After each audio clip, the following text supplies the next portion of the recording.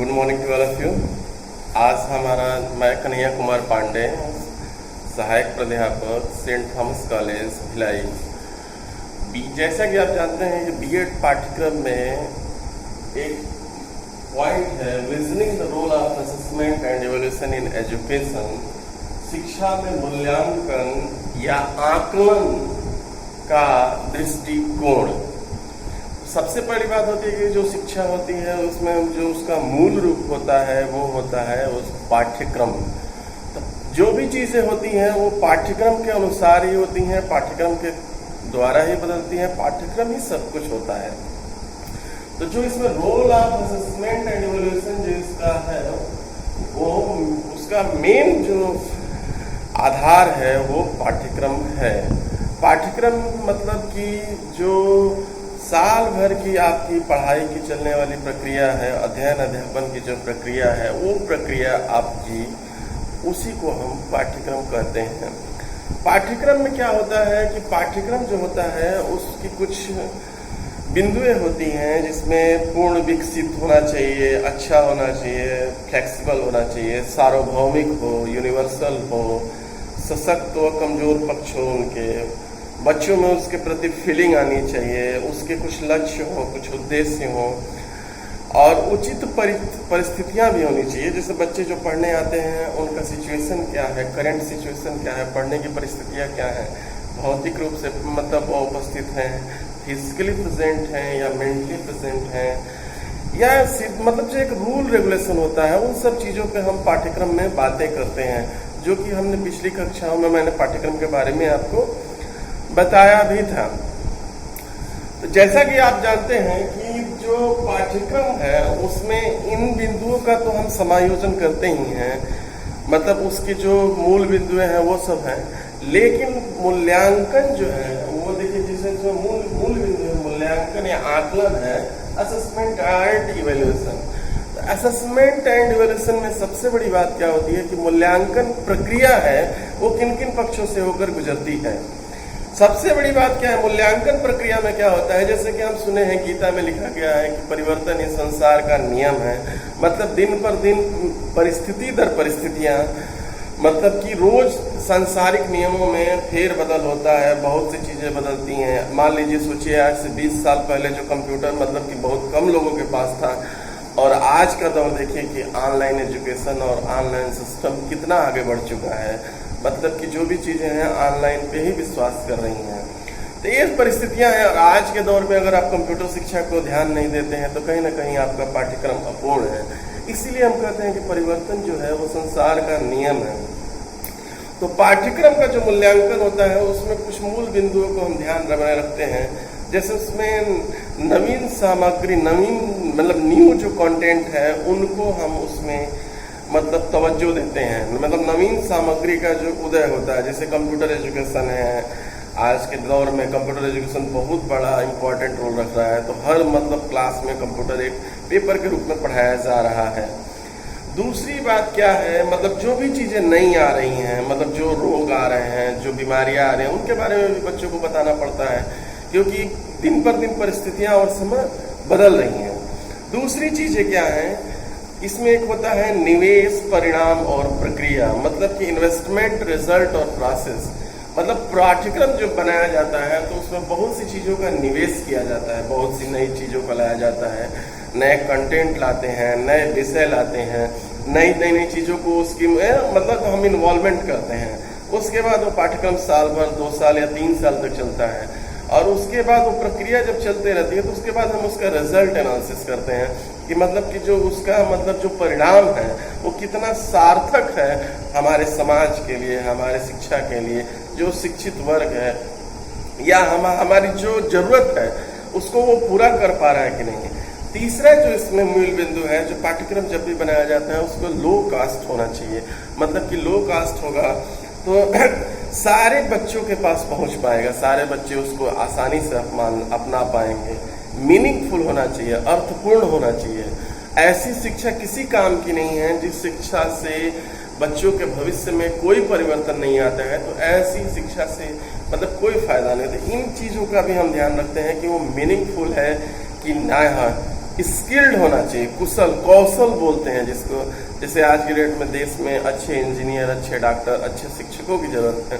उनके लिए अच्छे कोर्सों को अपनाया जाता है। अच्छे कोर्सों में अच्छी क्लासेस होती है, अच्छा कंटेंट मटेरियल पढ़ाया जाता है, अच्छे टीचर पढ़ा।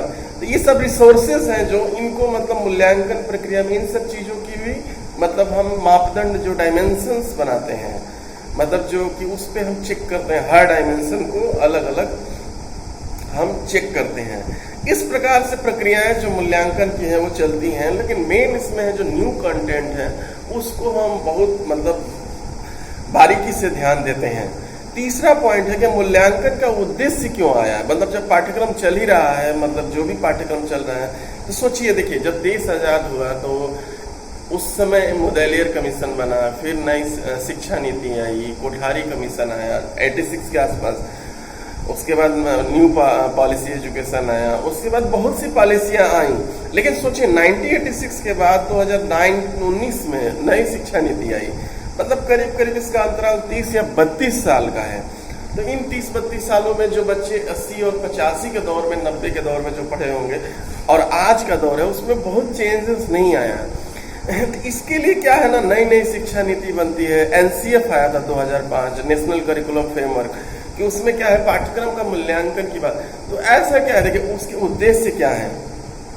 उद्देश्य में क्या है, सबसे बड़ी बात उद्देश्य में ये होता है कि नवीन ज्ञान की प्राप्ति, to know the new knowledge, मतलब जो नई नई चीजें जो समाज में विकसित हो रही हैं उसके बारे में हमको पाठ्यक्रम में सम्मिलित करना होता है। वर्तमान उद्देश्य की प्राप्ति, जो वर्चुअल मतलब जो अभी करेंट स्टेटस है उसके बारे में बच्चा जान रहा है कि नहीं है। और डेवलपमेंट ऑफ करिकुलम मतलब पाठ्यक्रम का विकास, जो फ्लेक्सिबिलिटी बोलते हैं, एक दौर के बाद दूसरा दौर आता है, दूसरे दौर के बाद तीसरा दौर आता है, उस फ्लेक्सिबिलिटी में वो आपका जो पाठ्यक्रम है वो उसको कवर कर पा रहा है कि नहीं कर पा रहा है।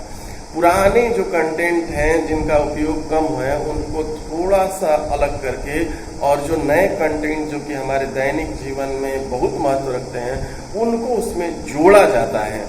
इस प्रकार से हम पाठ्यक्रम का उद्देश्य जो पूर्ति होती है वो जाके पूर्ति होती है। पाठ्यक्रम के कुछ उद्देश्य भी होते हैं जो राष्ट्र हित में होता है, उसकी पूर्ति अगर नहीं हो पाती है तो उसके लिए भी हम मूल्यांकन करते हैं। तीसरी बात क्या है, पाठ्यक्रम जो है यूनिवर्सल होना चाहिए। ऐसा ना हो कि केरल का जो पाठ्यक्रम हो वो जम्मू में नहीं हो, जम्मू का जो, कैसे देखा भारत सरकार जब भी पाठ्यक्रम बनाती है तो एक 80% जो पाठ्यक्रम है वो पूरे राज्यों के लिए एक समान है। उसमें 20% जो पाठ्यक्रम होता है उनको फेरबदल करने का अवसर होता है। तो इस प्रकार से मतलब जो 20% में राज्य सरकारें अपने जो राज्य की परिस्थितियां हैं, जो राज्य की भाषा है, राज्य की मतलब जो भौगोलिक मतलब व्यवस्था है, उनके बारे में उनको शिक्षा देने का मतलब अवसर देता है। दूसरी बात क्या है कि जो पाठ्यक्रम का मतलब उद्देश्य है, मतलब कि उसको परिवर्तन करने का उद्देश्य जो आते हैं, उस मूल मंत्र है उसका कि जो बदलता दौर है उसमें अगर आपका पाठ्यक्रम मतलब सफल हो पा रहा है कि नहीं हो रहा है, इस बात को हम ध्यान देते हैं। तीसरी बात क्या है कि पाठ्यक्रम जो मूल्यांकन है उसकी कुछ विधियां हैं। जैसे क्या है, उसमें प्री टेस्ट पोस्ट टेस्ट होता है, पूर्व परीक्षण और उत्तरोत्तर परीक्षण। मतलब जो पाठ्यक्रम चल रहा है और जो पाठ्यक्रम आने वाला है उस पे मतलब जो चल रहा है उसके क्या फायदा और नुकसान है, लाभ और हानि है, और जो आने वाला है उसके हानि और लाभ क्या है। जैसे देखिए बीएड जब 1 वर्षीय हुआ करता था, उसके बाद कुछ वर्मा कमेटी की रिपोर्ट आई तो उसको 2 वर्षीय करने का संस्तुति की गई थी। तो कहीं ना कहीं उस पाठ्यक्रम में कुछ कमियां पाई गई होंगी जिसलिए नया पाठ्यक्रम लाया गया होगा। लेकिन नया पाठ्यक्रम लाने के समय भी एक बात ये हुई होगी कि नया पाठ्यक्रम के लाभ कितने हैं उसका भी एनालिसिस मतलब कहीं ना कहीं चल रहा होगा। इसके बाद क्या है कि जो पाठ्यक्रम जो होता है वो रेगुलर मतलब टेस्ट में होना चाहिए, मतलब नियमित परीक्षण होना चाहिए। मतलब ऐसा ना हो कि पाठ्यक्रम बन गया तो चले जा रहा है 10 साल 20 साल तक और उसके बारे में कोई परिवर्तन की बातें नहीं हो पा रही हैं। उसके बाद जो कसौटी है संदर्भित परीक्षण की, मतलब कि जो आज की जरूरत है उसको पूरा वो कर पा रहा है कि नहीं कर पा रहा है। दूसरी बात क्या है, इसमें 2 इवेल्यूएशन होता है, एक फॉर्मेटिव होता है और एक समेटिव इवेल्यूएशन होता है। जैसे कि बच्चों का प्री टेस्ट होता है, मॉडल होता है, टर्म एग्जाम होता है, जो भी चीजें होता है, और एक फाइनल एग्जाम होता है। उसके बाद समेटिव इवैल्यूएशन में SUPW होता है, NCC, NSS, सोशल मतलब एक्टिविटीज़, कल्चरल एक्टिविटीज़, जितने भी चीज़ें होती है सब मिला के एक रिजल्ट बनता है बच्चे को नेक्स्ट क्लास में प्रमोट करके। तो इस तरह फॉर्मेटिव और समेटिव इवैल्यूएशन होता है, जिसको हम निर्माणात्मक और संपूर्ण मूल्यांकन जो हम बोलते हैं। तो इसमें क्या है, जो मूल्यांकन का मूल्य रूप ये है कि मूल्यांकन जैसे कि अगर मैं मान लीजिए अगर आज लेक्चर दे रहा हूँ तो मेरा लेक्चर का अगर मूल्यांकन मैं स्वयं करूँगा तो कहीं ना कहीं वो बायस्ड होगा, मतलब क्योंकि मैं उसका पक्ष लूंगा क्योंकि मैं मेरा है। लेकिन जब उसका मूल्यांकन सामने वाला करेगा, उसकी कमियां जो बातें होंगी वो सामने वाले बोलेंगे, तो कहीं ना कहीं उसमें गुणवत्ता आएगी। तो पाठ्यक्रम भी ऐसा ही है, जहाँ चल रहा है उस चीज को अगर वही लोग मूल्यांकन करते हैं तो कहीं ना कहीं उसका मूल्यांकन बहुत अच्छा नहीं होता है। लेकिन जब उसका मूल्यांकन कोई और कराती है, कोई और संस्था करती है, तो कहीं ना कहीं उसका मूल्यांकन और आता है। इसमें देखिए एक CIPP मॉडल होता है, CIPP मॉडल, जिसको हम बोलते हैं C से कॉन्टेक्ट, I से इनपुट, P से प्रोसेस और P से प्रोडक्ट। संदर्भ मतलब कि जो चीजें हैं, जो कंटेंट है, जो सिलेबस है, जो व्यवस्था है, वो उन सब चीजों पे हम बात करते हैं। उसके बाद हम उसमें दूसरा बात करते हैं इनपुट, जो होता है निवेश, मतलब उसमें और क्या क्या निवेश करें, कौन सी शिक्षण विधियां, कौन सा टीचिंग टेक्निक्स, टीचिंग मॉडल्स, जो भी चीजें जो लाएं कि वो जो हमारा पाठ्यक्रम है और सक्सेस हो। उसके लिए स्मार्ट ब्लैक बोर्ड, मतलब कि क्लासरूम्स, वीडियो लेक्चर, क्या क्या चीजें अपनाई जाती हैं। उसके बाद कंटेंट से related teaching ads, teaching tools जो होते हैं। उसके बाद बच्चों का कोऑपरेशन होता है, बच्चों के साथ एंटरटेनमेंट किया जाता है, बहुत सी चीजें इसमें आती हैं। उसके बाद उसको प्रक्रिया, उसको लागू किया जाता है, लागू करने के बाद उसको क्लासेस में पढ़ाई जाती है, एग्जाम होता है, बार बार उसका मतलब चेक करते हैं और एक प्रोसेस चलता है और उसमें मतलब पूरे कंटेंट का एनालिसिस होता है, पूरे कंटेंट को पढ़ाया जाता है, पूरे कंटेंट से फायदा नुकसान जो चीजें होती हैं उन सब चीजों पर। और लास्ट जो है प्रोडक्टिविटी, मतलब कि जो भी पाठ्यक्रम, जो शिक्षा दी जा रही है बच्चों को, शिक्षा से बच्चे कितने लाभान्वित है, बच्चों के दैनिक जीवन में कितना फायदेमंद है, वो राष्ट्र के प्रति कितना फायदेमंद है, वो एक मतलब समाज का अगर एक अंग बनता है बालक, तो वो कितना उसके लिए लाभान्वित होने लायक है, वो किन किन परिस्थितियों में परिवर्तन ला सकता है और क्या क्या अच्छे कर सकता है। तो इसको हम बोलते हैं CIPP मॉडल। उसके बाद क्या है आपका, देखिए पाठ्यक्रम मूल्यांकन के प्रतिमान है, मतलब करिकुलम इवैल्यूएशन मॉडल है। इसमें क्या है, इसके 4-5 बिंदु होते हैं। फर्स्ट इसमें बिंदु होती है वैलिडिटी, वैधता। मतलब वैधता का मतलब क्या है कि जो भी पाठ्यक्रम चल रहा है वो कितना वैध है। अगर मान लीजिए अगर हम भारत में बात करें तो उत्तर प्रदेश का अगर 10वीं और 12वीं का सर्टिफिकेट अगर मान लीजिए महाराष्ट्र में नहीं माना जाएगा, महाराष्ट्र मतलब अगर बंगाल में नहीं माना जाएगा, वो किस बेस पे माना जाता है, ऑफर्ड सब्जेक्ट बोलते हैं उसको, कि मतलब किन किन विषयों को आपको पढ़ाया गया, क्या क्या करिकुलम में कंटेंट था, उन चीज़ों को आपने पढ़ा है कि नहीं। अगर नहीं पढ़ा है तो हम आप उसको एक्सेप्ट नहीं करना। भारत का जो मतलब करिकुलम है वो ऑक्सफोर्ड और दुनिया के और यूनिवर्सिटीज़ के साथ कितना उसको मतलब एडजस्ट कर पा रही हैं, उनके सर्टिफिकेट पे कितनी, उसकी वैलिडिटी कितनी है, जो चीज़ें पढ़ाई जा रही हैं वो कितनी सत्यता है, कितना मतलब वो ट्रुथ है, कितना वो बिलीव, मतलब कि बच्चों के साथ उसकी फीलिंग है, इस सब चीज़ों पे हम बात उसमें करते हैं। उसमें कंटेंट होता है, प्रेडिक्टिव होती है, भविष्य कथन होता है कि जो पाठ्यक्रम आप बनाएंगे वो पाठ्यक्रम भविष्य में कितना सफल होगा, इसके बारे में भी एजम्पशन करते हैं। समवर्ती मतलब और लोगों के साथ वो कितना सफल होगा, आपका जो पाठ्यक्रम है गैर देशों में, विदेश देशों में उनके जो कोर्सेज हैं, उन कोर्सेज के साथ आपका जो मतलब करिकुलम है वो कितना सक्सेस होगा। और कंस्ट्रक्टिव है, मतलब उसका जो संरचना का जो आधार है वो और मतलब पाठ्यक्रमों से कैसा है, उसकी संरचना कितनी सफल होगी, किन किन चीज़ों की कमियां हैं, किन किन चीज़ों, इन सब चीज़ों पे हम वैधता का निर्धारण करते हैं। अगर वैधता जब सफल होती है तो उसके बाद जो दूसरा पॉइंट होता है वो रिलायबिलिटी, मतलब विश्वसनीयता। मतलब कि जो भी चीज़ें अगर मान लीजिए मेडिकल की पढ़ाई जा रही है, उसमें बेसिक चीज़ें अगर नहीं पढ़ाई जाएंगी तो वो कहीं ना कहीं विश्वसनीय है। मान लीजिए अगर मेडिकल डॉक्टर है और वो रोगों का उपचार अच्छे से नहीं कर पा रहा है तो कहीं ना कहीं करिकुलम आपका सफल नहीं है। तो इसलिए हमको उसमें विश्वसनीयता बनानी होती है। विश्वसनीयता में बहुत सी चीज़ों को हमको फेरबदल करना होता है कि वो विश्वसनीय रहे। कुछ मानक चीज़ें होती हैं वो जरूर पढ़ाई जाती हैं, कुछ ऐसी चीज़ें होती हैं 10 या 20% होता है, उसको चेंजेस थोड़ा रहता है। विश्वसनीयता और वैधता जब बनी रहेगी तो उसकी उपयोगिता बनी रहेगी, उसको उपयोग करने में लोगों की संख्या बढ़ेगी, उसको ज़्यादा से ज़्यादा लोग मतलब विश्वास करेंगे तो ज़्यादा से ज़्यादा उपयोग करेंगे। मतलब कोई अगर टेस्ट बनाया जाता है, अगर उस टेस्ट को मान लीजिए अगर रिजल्ट अच्छा देता है तभी तो और लोग उसको मानेंगे, और उसमें नीचे लिखते हैं कि हम इस स्केल से या इस मेथड से या इस फार्मूला से इस टेस्ट को हम किए हैं और ये हमारा रिजल्ट है। लेबोरेटरीज में अक्सर ऐसा होती है। आप उससे हमारा क्या होगा, उस टेस्ट को लोग स्वीकार करेंगे और उनसे उसकी उपयोगिता जो है वो बनी रहेगी। उसके बाद ऑब्जेक्टिविटी, मतलब क्या है? ऑब्जेक्टिविटी का मतलब होता है वस्तुनिष्ठता।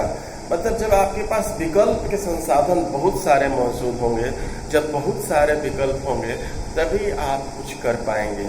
ऐसा नहीं हो पाएगा, मतलब एक ही विकल्प एक ही करना है तो हो सके वो विकल्प गलत भी हो सकता है। तो इसलिए हम लोग को वस्तुनिष्ठता भी पाठ्यक्रम में बना के रखनी होती है कि मतलब कि ऐसी संरचना बनाई जाए कि अगर कुछ मतलब बाई मिस्टेक गलत तो उसको चेंज कर सकें, उसको थोड़ा सा परिवर्तन ला सकें। तो इन सब चीज़ों पे हम पाठ्यक्रम का जो है मूल्यांकन। देखिए हमारे यहाँ जो इंडियन कंट्रीज में क्या है कि इंडियन जो भारतीय देश है उसमें क्या है, विशेष सामग्री का संगठन होता है।